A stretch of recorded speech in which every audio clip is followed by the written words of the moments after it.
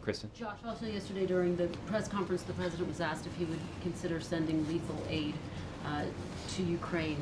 And he said that we're not there yet, that essentially if you start seeing an invasion by Russia, that's obviously a different set of questions. Given that we've seen the Russian troop buildup almost double in the past week, what does the president need to see happen before he starts to seriously consider sending lethal aid? Well, what the president has said is that we are concerned about the buildup of Russian troops on the border. Those forces are serving to facilitate the transfer of arms, material, and fighters across the border, as well as provide training to separatists. The buildup of these forces and the exercises they are supposedly there to support also represent Russian attempts to intimidate Ukraine.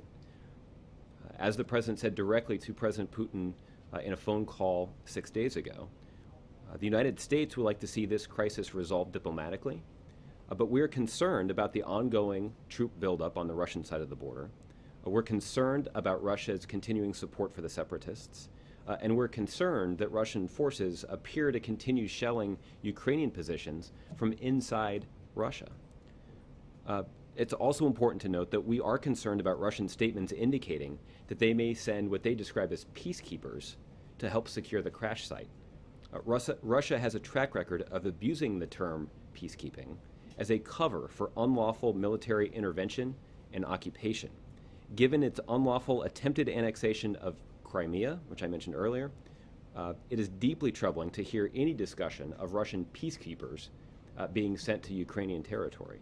These statements are destabilizing and unhelpful, and Russia should anticipate that any such move would be met with condemnation and result in further economic costs and political isolation. So, and when you talk about the concerns, is it accurate to say that the sending lethal aid is something that's on the table that he would consider?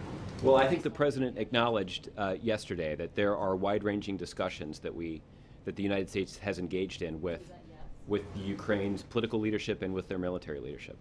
And so we certainly value that relationship, and the United States, I think, has demonstrated pretty clearly our support for the Ukrainian people as they confront the destabilizing activities of Russia. And one more